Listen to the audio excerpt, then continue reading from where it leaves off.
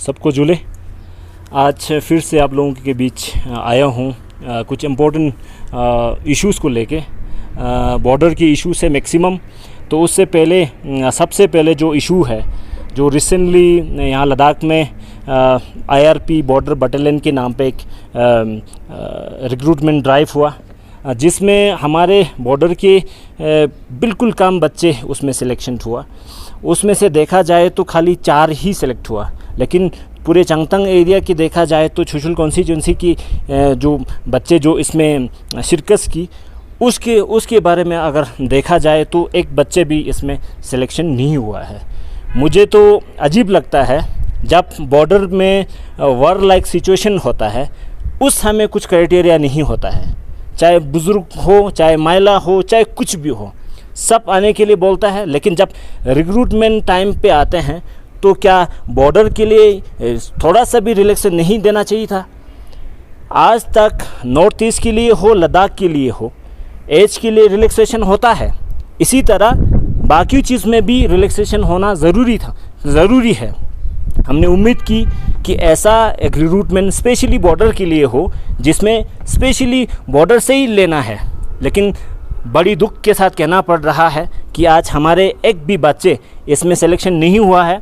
मैं LG साहब से सवाल करता हूँ, होम डिपार्टमेंट जो देखते हैं उमंग नरूला साहब से सवाल करता हूँ, MP साहब से सवाल करता हूँ, LSDC के चेयरमैन से सवाल करता हूँ, क्या ये जो वैकेंसी है ये बॉर्डर के लिए रिज़र्व रहेगा?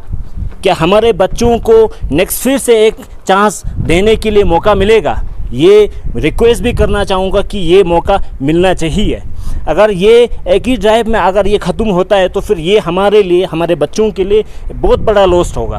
क्योंकि हमारे बच्चों के लिए मैं जब भी मौका मिलता है तो मैं हमेशा कहते आ रहा हूँ कि ITBP में हो, लद्दाख पुलिस में हो, आर्मी में हो, बॉर्डर के जो लोग हैं, जो बॉर्डर के जो स्टूडेंट हैं, उनको रिलैक्सेशन मिलना चाहिए करके मैंने कई दफ़ा बोला। लेकिन आर्मी में भी उन्होंने कंसिडरेशन नहीं दिया, ITBP में भी नहीं दे रहा है। लेकिन जब पुलिस की बात आता है तो इसमें भी उन्होंने कंसिडरेशन नहीं किया, रिलैक्सेशन नहीं दिया। तो ये आज के सबसे ख़ास जो इशू है। बाकी और भी इशू है, जैसे हम सब ने देखा है हाल ही में 5 अगस्त को UT मिलने के बाद 2 साल का एक बहुत बड़ा जश्न हुआ।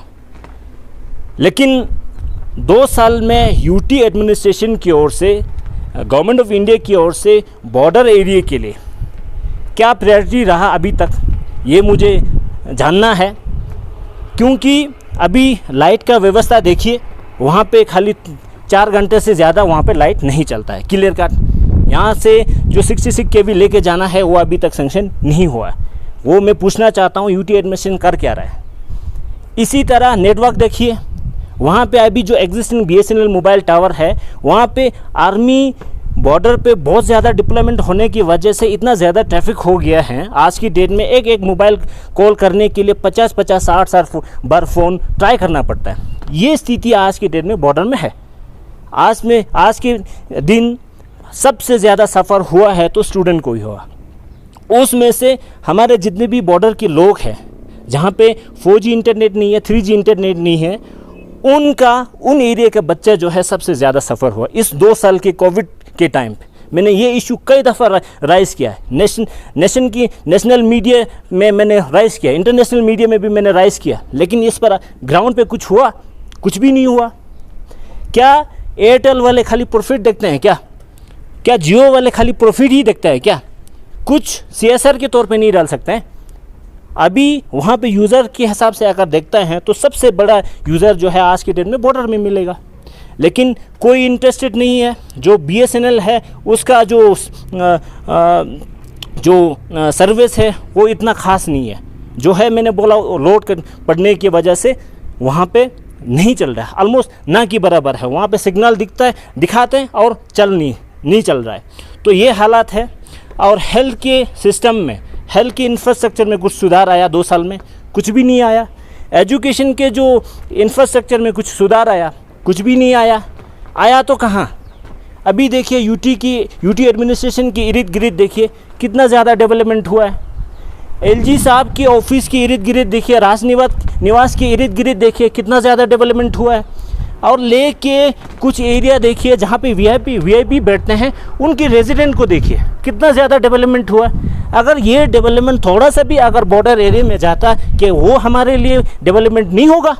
मैं सरकार से पूछना चाहूँगा, यूटी एडमिनिस्ट्रेशन के जो हेड एलजी साहब से पूछना चाहूँगा, और सरकार जो केंद्र शासित सरकार है अभी, उनसे पूछना चाहूँगा, क्या बॉर्डर के लिए आप लोगों का कोई प्रायोरिटी नहीं है?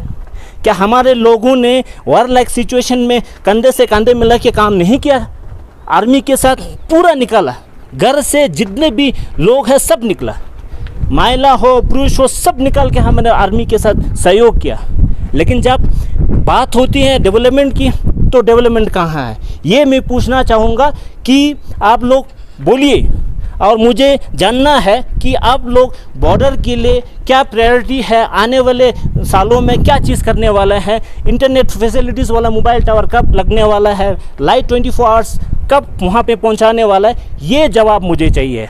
मुझे लोगों ने भेजा है, लोगों ने चुना है, और लोगों के प्रति और लोगों के बिहाफ पे मैं पूछना चाहूँगा, ये सब कब होने वाला है? जो आज बॉर्डर के लोगों के साथ हो रहा है वो बहुत ही इनजस्टिस हो रहा है।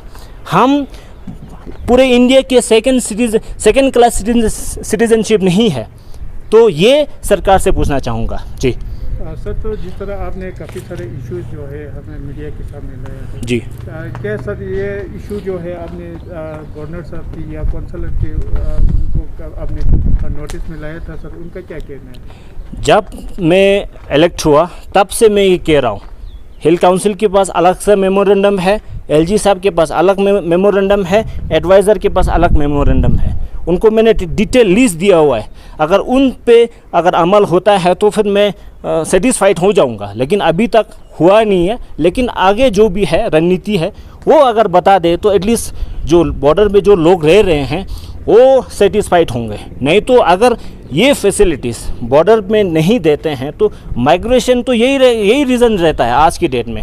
बच्चे वहाँ पे इंटरनेट फैसिलिटीज़ नहीं, कुछ भी नहीं है, तो फिर लोग यहाँ आके बच्चे स्टूडेंट के लिए लोग ले आना पड़ेगा मजबूरन। तो इसी तरह और भी फैसिलिटीज़ है जो अगर वहाँ पे नहीं देता है तो फिर ये पॉइंट जो है, ये इशू जो है माइग्रेशन होने का एक मेन रीज़न बनता है। अगर वो फैसिलिटीज़ वहाँ पे देते तो लोग खुशी खुशी वहाँ पे बैठेंगे। जी, तो अभी डिजिटल के जो बात कर रहे हैं सर, तो अभी ऑनलाइन भी बच्चों को काफ़ी सारा ऑनलाइन क्लासेस देता है, तो आप वहाँ पे बॉर्डर इलाके में है तो क्या बच्चों को किस तरह की परेशानियाँ हैं? मैंने ये इशू खाली लोकल मीडिया तक नहीं, नेशनल मीडिया तक नहीं, इंटरनेशनल मीडिया तक मैंने हाईलाइट किया, क्योंकि मैंने पहले भी बताया आज की डेट में इस कोविड-19 के चलते सबसे ज़्यादा सफ़र हो रहा है तो वो स्टूडेंट को ही हो रहा है, उनकी एजुकेशन को लेके हो रहा है। वहाँ पे 4G इंटरनेट तो है ही नहीं है, खाली वहाँ पे वाईफाई जो पंचायत घर में है वो भी कुछ पंचायत घर में है, बाकी हर जगह में नहीं है। तो वहाँ पे जाना पड़ता है, वहाँ पे भी 10 यूज़र से ज़्यादा अगर यूज़र आते हैं तो वो भी चलना बंद कर देता है। तो ये हालात हैं। तो अभी तक तो इसमें कोई ठोस कदम सरकार की ओर से नहीं लिया गया, तो उम्मीद करेंगे कि आने वाले इस सालों में इसमें भी गौर करेंगे, क्योंकि आज की डेट में मोबाइल नेटवर्क और 4G इंटरनेट जैसा फैसिलिटीज़ पानी से ज़्यादा ज़रूरत जैसे हो गया है हर जगह। तो ये फैसिलिटीज़ तो कम से कम वहाँ पे भी तो होना चाहिए। बॉर्डर की जो लोग वहाँ पे रह रहे हैं वहाँ भी तो होना चाहिए। अगर ले में दे सकते हैं तो वहाँ क्यों नहीं? जी।